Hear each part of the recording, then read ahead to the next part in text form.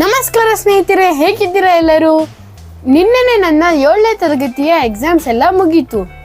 ಒಂದು ರೀತಿಯಲ್ಲಿ ತುಂಬ ಚೆನ್ನಾಗೇ ಬರೆದಿದ್ದೀನಿ. ನಂದು ಎಕ್ಸಾಮ್ಸ್ ಅಂತೂ ಮುಗೀತು.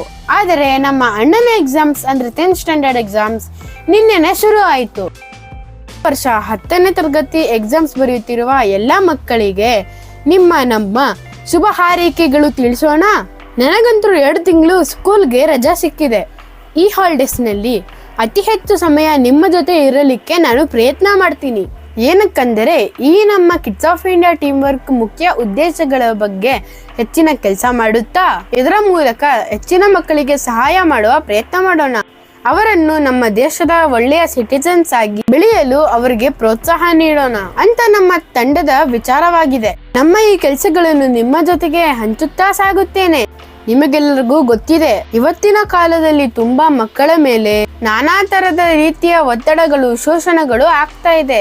ಪ್ರತಿನಿತ್ಯ ಟಿವಿನಲ್ಲಿ, ಪೇಪರ್ನಲ್ಲಿ, ನ್ಯೂಸ್ ಚಾನೆಲ್ನಲ್ಲಿ ಎಲ್ಲೋ ಒಂದು ಕಡೆ ಮಕ್ಕಳ ಮೇಲೆ ಆಗುತ್ತಿರುವ ದೌರ್ಜನ್ಯಗಳನ್ನು ಕುರಿತು ಬಹಳಷ್ಟು ಸುದ್ದಿಗಳನ್ನು ಕೇಳುತ್ತೇನೆ ಇದ್ದೀವಿ. ತುಂಬಾ ಕಡೆ ನಮ್ಮ ಮಕ್ಕಳೇ ಮೇನ್ ವಿಕ್ಟಿಮ್ಸ್ ಆಗ್ತಿದ್ದಾರೆ. ಇದಕ್ಕೆ ಮೂಲ ಕಾರಣವು ನಿಮ್ಗೆಲ್ಲರಿಗೂ ಗೊತ್ತಿದೆ. ಅವರಿಗೆ ಜೀವನದ ಕುರಿತ ಅವಗಾಹನ ಲೋಪವೇ. ಹೌದು, ಅವೇರ್ನೆಸ್. ಅವರಿಗೆ ಆಗುವ ಸಂಕಷ್ಟಗಳ ಕುರಿತು ಅವಗಾಹನ ಮೂಡಿಸುವ ಕೆಲಸ ಎಲ್ಲೆಡೆ ಬಹುತೇಕ ನಡೆಯುತ್ತಿಲ್ಲ ಅನ್ನೋದು ಸತ್ಯ. ಅದಕ್ಕೆ ಬಹಳಷ್ಟು ಕಾರಣಗಳಿದ್ದರೂ ಅದಕ್ಕೆ ಇಂಪಾರ್ಟೆನ್ಸ್ ಕೊಡುವುದು ಈಗ ಅನಿವಾರ್ಯ. ಮಕ್ಕಳು ಎದುರಿಸುತ್ತಿರುವ ಸಮಸ್ಯೆಗಳು ಏನೇನು, ಪರಿಷ್ಕಾರಗಳೇನು, ಅವುಗಳನ್ನು ನಾವು ಹೇಗೆ ಸಾಧಿಸಬೇಕು? ಅದಲ್ಲದೆ ಒಂದು ಮಗು ಉತ್ತಮ ಭಾರತ ಪೌರನ ಆಗ್ಬೇಕು.